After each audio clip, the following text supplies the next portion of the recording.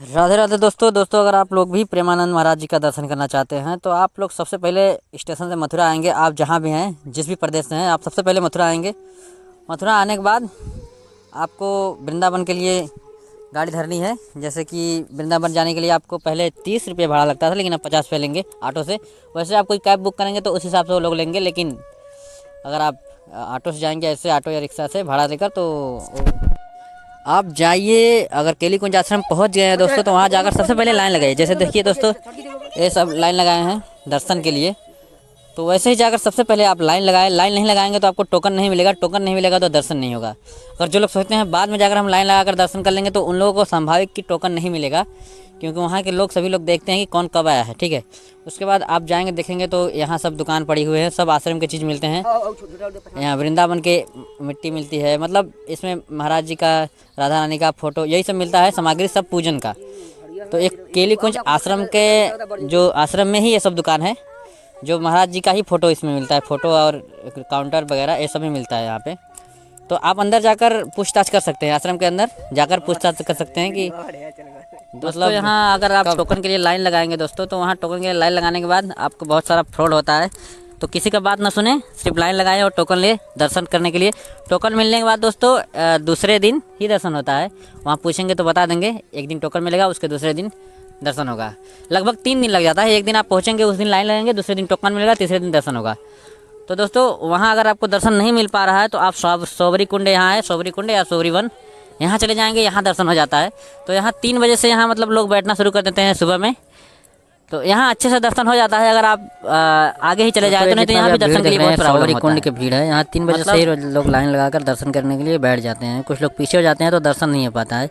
इसलिए अगर यहाँ आना है तो सुबह 3 बजे या 4 बजे आकर, या 5 बजे भी आकर, मतलब आगे ही आकर बैठ जाएंगे तो आपको अच्छी तरीके से दर्शन हो जाएगा।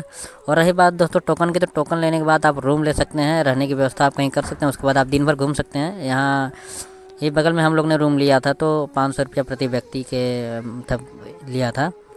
तो आप रूम ले लेंगे तो आपको व्यवस्थित नहाने के लिए, रहने के लिए व्यवस्था हो जाएगा। उसके बाद दिन भर घूमिए, कोई दिक्कत नहीं। दूसरे दिन आपको दर्शन मिल जाएगा। सोबरी कुंड में भी दर्शन कर लेंगे, यहाँ भी दर्शन कर लेंगे।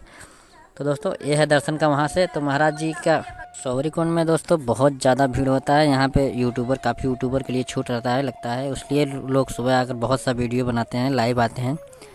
तो यहाँ महाराज जी के आने से पहले दोस्तों ये सब संकेत है, गाड़ी उनकी जा रही है दोस्तों, महाराज जी आने वाले हैं।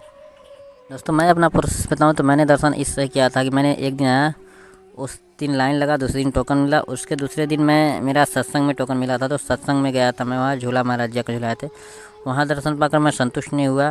तो मैं वहाँ से जैसे ही छूटा मैं सत्संग से, तो वहाँ से तुरंत मैं दौड़ते चला गया सोबरी कुंड। वहाँ भी अच्छे आगे ही मैं लाइन लगा लिया, वहाँ मुझे दर्शन मिल गया, यही सोबरी कुंड।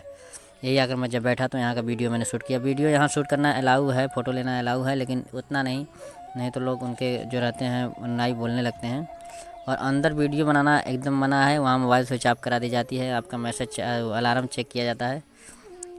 तो दोस्तों अब महाराज जी लगता है आने वाले हैं, क्योंकि उनके आने का टाइम, जब एकांकित वार्तालाप करके खाली होते हैं उधर से, तो यहाँ आते हैं सोबरी कुंड में सबको दर्शन देने। यहाँ उनको 7:30 बजे से 8 बजे के बीच में महाराज जी आते हैं। मतलब इतना टाइम उनके लिए टाइम नहीं मिलता। सुबह राधा वल्लभ को मतलब वहाँ आरती कराते हैं, झूला झुलाते हैं, उसके बाद जाते हैं वहाँ बांके बिहारी मंदिर जाते हैं। बांके बिहारी मंदिर से होकर सत्संग एकांकित वार्ता करने के बाद खाली होते तो यहाँ आते हैं।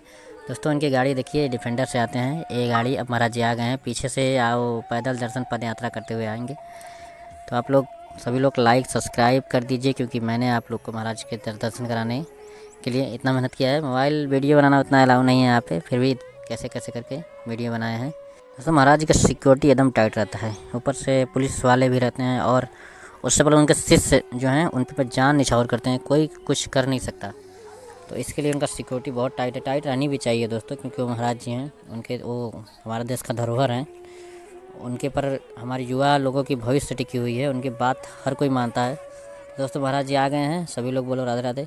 आप लोग दर्शन कीजिए, राधे राधे राधे। देखिए महाराज जी वो लोग आ रहे हैं, महाराज जी आ रहे हैं भाई,